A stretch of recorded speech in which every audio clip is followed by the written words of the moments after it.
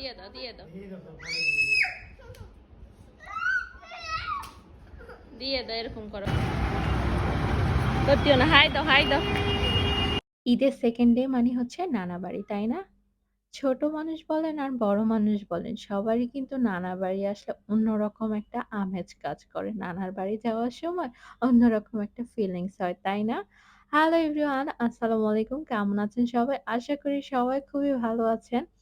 তো তাহির তার মতো দৌড়ায়া, দৌড়ায়া নানার বাড়িতে চলে আসছে ওদের ঈদ বকশিস কালেক্ট করার জন্য। আর এই যে দেখেন, আসার পর থেকে ঈদ বকশিস নিয়ে ২ জনের কাড়াকাড়ি শুরু হয়ে গেছে। তাহিরকে আম্মু হচ্ছে ৳১,০০০ দিয়েছে আর তাইমুরকে হচ্ছে ৳৫০০ দিয়েছে। আর তাইমুর কান্না করতেছে, আমাকে সব দাও, সব দাও। মানে ও ওর মানিব্যাগে সব টাকা রাখবে। আর এদিকে তাহির বেচারা বারবার বলতেছিল যে, "আমাকে কেন মানিব্যাগ কিনে দিয়েছো? সব টাকা তো ওই নিয়ে যাচ্ছে।" তো ওকে বুঝালাম যে, "ও একটু পরে দিয়ে দিবে। আর ও ছোট মানুষ, ও ভুলেও যাবে।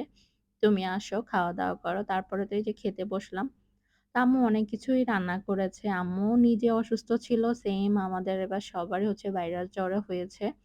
তো আম্মু অসুস্থতা থেকে উঠে মাশাআল্লাহ অনেক কিছুই রান্না করেছে। তো আমার হচ্ছে কাঁচা কলা আর কই মাছ দিয়ে যে তরকারিটা রান্না করেছিল আর টমেটো টক, এই ২ টা জিনিস দিয়ে আমি তৃপ্তি পুরে খেয়েছিলাম।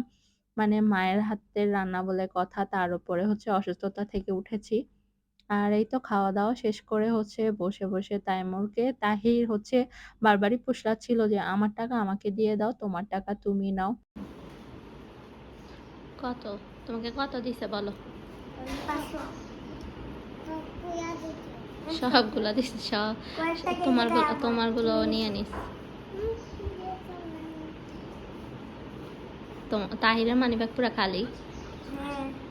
তো ওদের এসব কীর্তিকলাপ দেখতে, দেখতে প্রায় বিকাল হয়ে গেছিল। আর বিকালে হচ্ছে আমরা সবাই মিলে একটু ঘুরতে বের হয়েছিলাম। ওইটা আলাদা একটা ব্লগ আপলোড দিব।